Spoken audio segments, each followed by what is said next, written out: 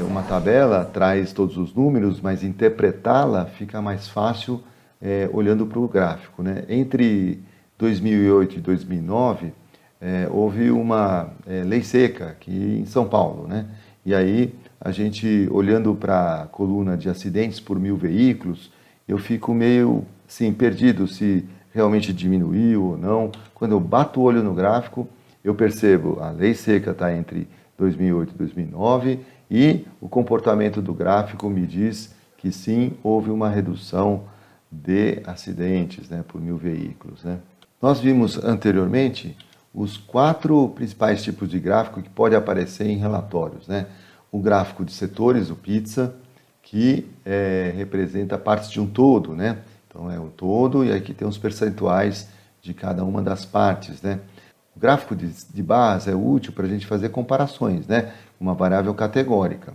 E o gráfico tendência, como aquele que a gente viu agora há pouco, ele é um gráfico que mostra o comportamento do indicador ao longo do tempo, né? O histograma é um gráfico mais raro de aparecer em relatórios, mas é útil para a gente ver a distribuição de valores, né? Um pouco mais sobre cada um deles. O gráfico de setores, ele fala por si só.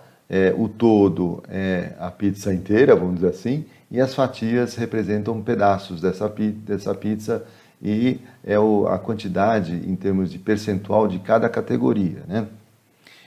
No gráfico de barras já aparece um eixo horizontal e um eixo vertical. Normalmente a gente chama de eixo X, ou abscissa, e eixo Y, a ordenada, né?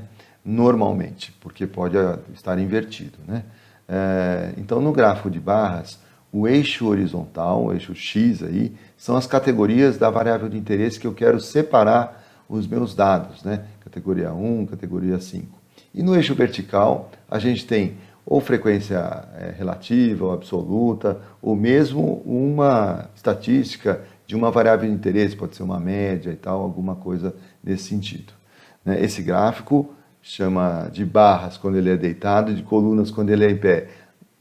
A gente pode falar que é gráfico de barras para os dois casos, né?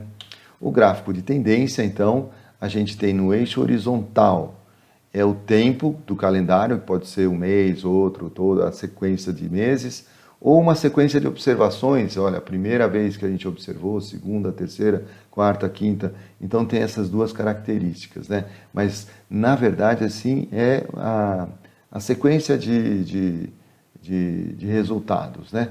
Seja ela no calendário ou seja na sequência de observações.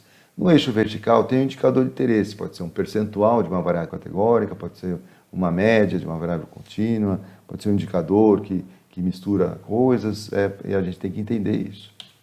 O gráfico de histograma, a gente viu que é a distribuição dos casos para uma variável numérica contínua, né? Então a gente tem intervalos de classe aqui e no eixo vertical a gente tem lá o percentual de casos ou até o número, a frequência de casos, né? Então é fácil de identificar.